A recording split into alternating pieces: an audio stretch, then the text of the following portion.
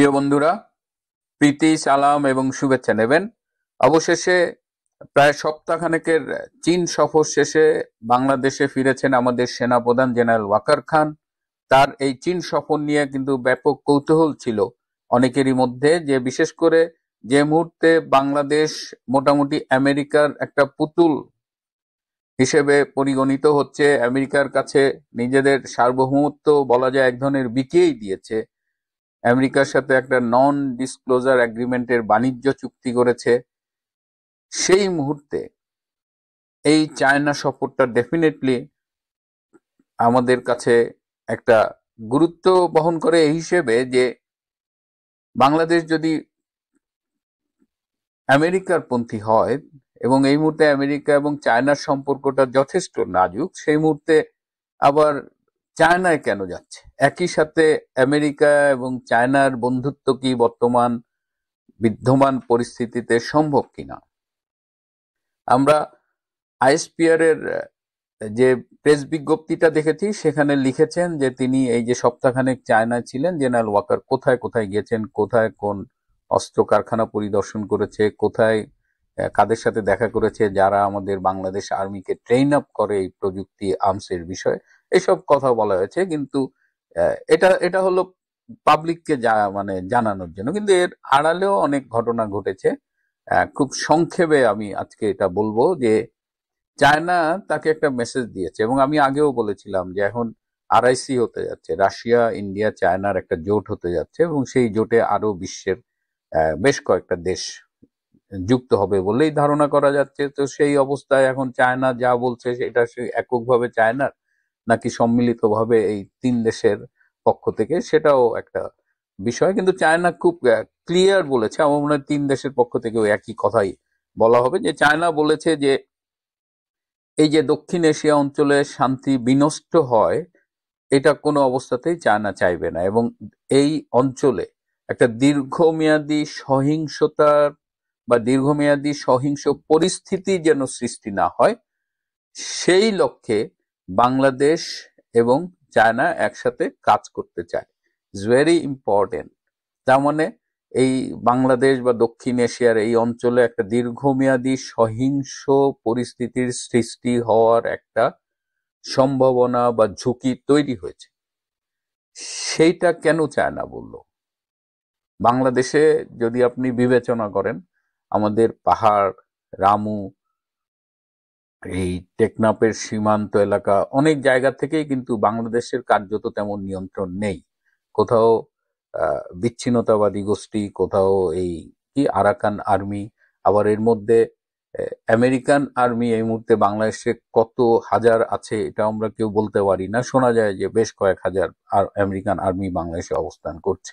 তো এই অবস্থায় এই স্বভাবতই আমাদের প্রতিবেশী রাষ্ট্র ইন্ডিয়া কিংবা এই অঞ্চলের গুরুত্বপূর্ণ দেশ চায়নার তো ডেফিনেটলি একটা মাথা ব্যথা থাকবে, এবং সেই মেসেজটাই জেনারেল ওয়াকারকে দেওয়া হয়েছে এইসব অস্ত্র কারখানা, এইসব ভেজালের মধ্যে মূল। কিন্তু যেটা হয়েছে যে এই সময়ে জেনারেল ওয়াকারের এই চায়না সফরটা নিয়ে কিন্তু আমেরিকা খুব বেশি খুশি হতে পারেনি। আমেরিকা, বলা যায় যে আমেরিকা ক্ষুব্ধ হয়েছে যে তার কেন চায়না যাওয়ার দরকার হলো।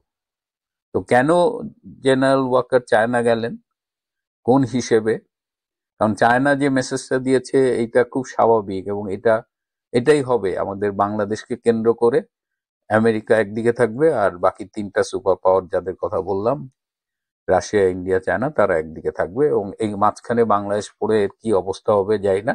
তবে ফেরার পথে জেনারেল ওয়াকার ফেরার পথে সিঙ্গাপুরে ঢুকেছিলেন, এবং সিঙ্গাপুরে বেশ কিছুটা সময় তিনি কাটিয়েছেন, এবং সিঙ্গাপুর থেকে তিনি আমেরিকান কর্তৃপক্ষের সাথে যোগাযোগ করেছিলেন, এবং সেখানে তিনি তার চায়না সফর সম্পর্কে একটা ব্যাখ্যা দিয়েছেন। হ্যাঁ, তিনি আমেরিকান কর্তৃপক্ষকে বোঝানোর চেষ্টা করেছেন তিনি কেন চায়নায় গিয়েছেন, এবং সেই ব্যাখ্যাটা দিয়ে তারপরে তিনি বাংলাদেশে এসেছেন, এবং তিনিও ফিল করেছেন যে America didn't like his China tour at this stage. তো দেশে ফিরে আইএসপিআর একটা প্রেস বিজ্ঞপ্তি দিয়েছে। আজকে সকালে আবার ডক্টর ইউনূসের সাথে জেনারেল ওয়াকার দেখা করেছেন। তিনি দেখা করে এই চায়নার সফরের ব্যাপারে ডক্টর ইউনূসকে ব্রিফ করেছেন এবং ডক্টর ইউনূসকে তিনি আরো আরো কিছু কথা বলেছেন, এবং তিনি বলেছেন যে সামাজিকভাবে বর্তমানে বাংলাদেশ সেনাবাহিনীর বিরুদ্ধে ব্যাপক অপপ্রচার চালানো হচ্ছে সামাজিক মাধ্যমে, এবং এই অপপ্রচার চালানোর কাজে নাকি আর্টিফিশিয়াল ইন্টেলিজেন্সকেও ব্যবহার করা হচ্ছে। এবং তিনি বলেছেন যে বাংলাদেশের স্বাধীনতা সার্বভৌমত্ব রক্ষায় বাংলাদেশ সেনাবাহিনী অটল থাকবে। আর বলেছে কোনো অবস্থায় দেশে মব জাস্টিস মেনে নেওয়া হবে না, মব জাস্টিস সম্পূর্ণ কন্ট্রোল করা হবে। এই এতক্ষণ যা বললাম যাই হোক এটা ঠিক আছে, কিন্তু জেনারেল ওয়াকার যখন বলেন যে দেশে মব জাস্টিস কন্ট্রোল করা হবে, তখন আসলে এটাকে মনে হয় যে এই একটা খুব বড় রকমের কৌতুক মনে হয়। তিনি এটা পারবেন না, বা পারলেও তিনি করবেন না। আর তিনি ডক্টর ইউনূসকে অ্যাসিওর করেছেন যে বাংলাদেশ সেনাবাহিনীর সমর্থন এই অন্তর্বর্তীকালীন সরকারের প্রতি অব্যাহত থাকবে।